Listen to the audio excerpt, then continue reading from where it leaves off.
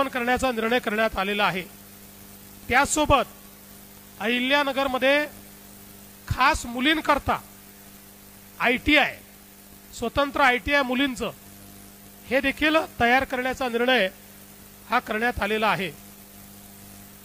आज एक नवीन महिला सक्षमीकरणाकरता आदिशक्ती अभियान राबवण्याचं आपण ठरवलेलं आहे आणि राज्यातील महिलांच्या आर्थिक, सामाजिक, शैक्षणिक आणि आरोग्यविषयक समस्यांबाबत समाजामध्ये संवेदनशीलता निर्माण करणे आणि या अभियानाच्या माध्यमातून मोठ्या प्रमाणात जागृती करणे हा आपला प्रयत्न असेल आणि यासोबतच या क्षेत्रात काम करणाऱ्या महिला आणि महिला केंद्रित NGO यांना आदिशक्ती पुरस्कार हा प्रदान करण्याचा निर्णय आपण घेतलेला आहे।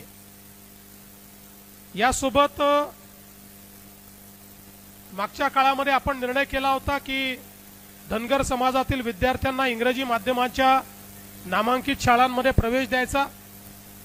आता या योजनेच्या अंतर्गत या योजनेला आता आपण यशवंत विद्यार्थी योजना असं नाव दिलेलं आहे आणि 10,000 विद्यार्थी आता आपण नामांकित शाळांमध्ये शिकवणार आहोत।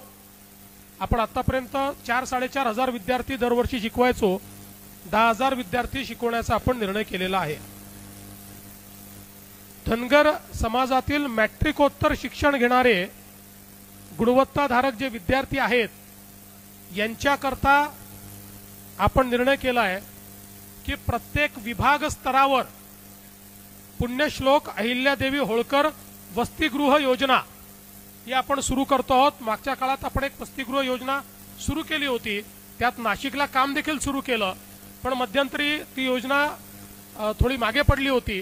पण आता ही नव्याने आम्ही पुन्हा रिलॉन्च करतोय पुण्यश्लोक अहिल्यादेवींच्या नावाने आणि आता तात्काळ आपण पुणे आणि नागपूर या 2 ठिकाणच्या हॉस्टेलचं काम करतोय आणि इतर ठिकाणच्या जागाही लवकरच फायनल करून सर्व विभाग स्तरावर एक हॉस्टेल मुलींचं आणि एक हॉस्टेल मुलांचं धनगर समाजाकरता या ठिकाणी तयार करण्याचा आपला मानस आहे।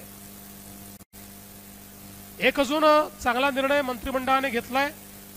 पुण्यश्लोक अहिल्यादेवी होळकर यांनी उभारलेल्या घाट, विहिरी आणि करण्याचा निर्णय केला होता, त्यापैकी 706 पूर्ण झाले। 78% जे काही ठरवलेलं टार्गेट होतं ते विभाग पूर्ण करू शकले। मला असं वाटतं हे देखील अतिशय चांगलं काम विभागांनी केलं, त्यामुळे